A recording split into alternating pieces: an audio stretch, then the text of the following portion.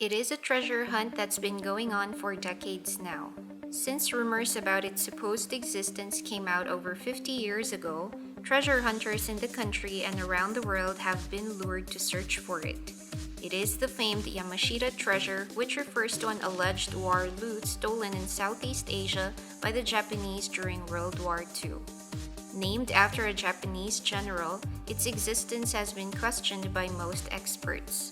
That doesn't stop treasure hunters from looking, as it is said to be hidden in the Philippines though. But the cost is quite big, as their hunt results in the destruction that could put the locals in danger.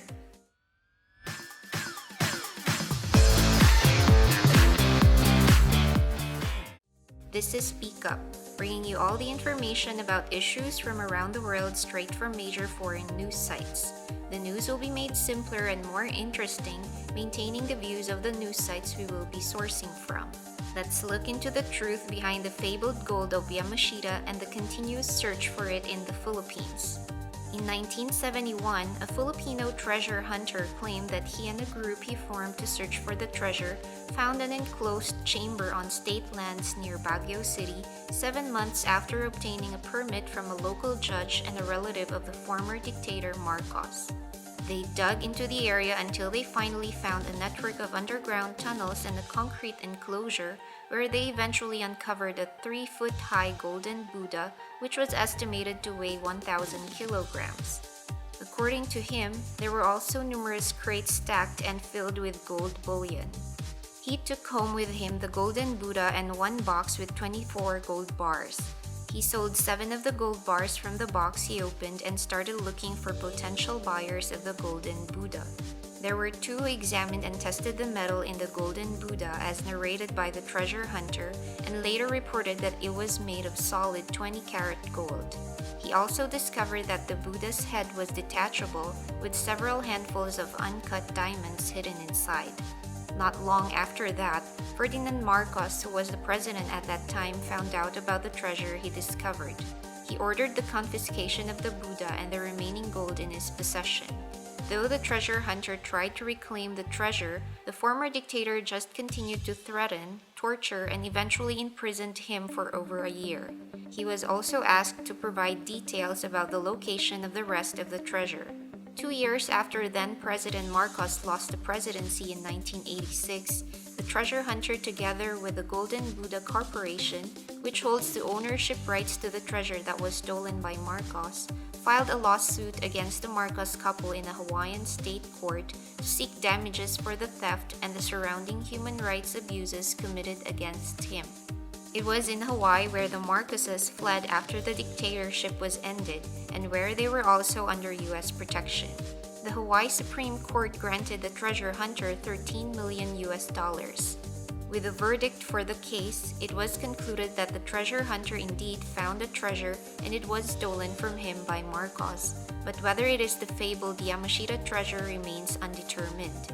The only thing that could connect it somehow to the buried Japanese loot is the map from the son of a Japanese soldier, and the man who introduced himself as General Yamashita's interpreter during the Second World War, who told him about the underground chamber where the treasure with the golden Buddha was kept. How did all this begin? And what is the story behind the missing Yamashita treasure?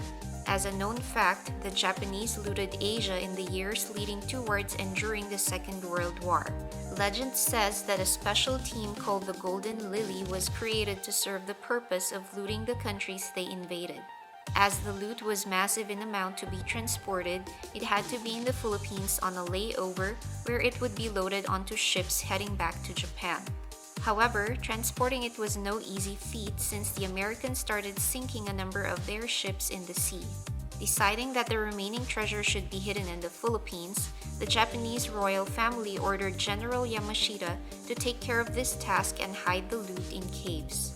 The stories that circulated about the Yamashita loot inspired several treasure hunters to recover it, including illegal treasure hunters, and this has been going on for more than 50 years, as mentioned in the Live Science article. One group composed of Japanese treasure hunters and their Filipino workers were caught in 2018. They had already dug out a tunnel when they were arrested, and reportedly they have operated for over a month in an island in Zambales based on the depth.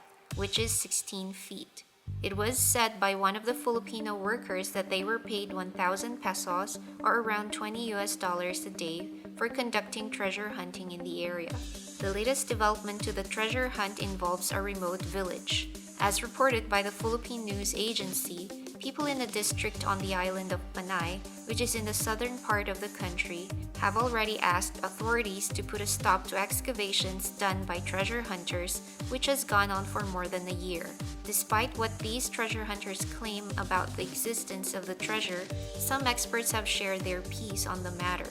One history professor in the Philippines told a newspaper in 2005 that in 1943, Japan had already lost control of the seas, therefore making the Philippines the least likely place to hide any treasure since, as he said, bringing in some valuable to the country would be lost to the Americans. A historian also said that Yamashita's elusive treasure is just a myth. It has most probably remained elusive for 50 years despite the maps, oral testimonies, and sophisticated metal detectors because it doesn't exist. The search for it has caused real damage to several archaeological sites like the ancient jar burial site at a cave on the island of Mindanao. However, this doesn't stop people from looking for this fabled treasure. What will it take for them to finally give up their search?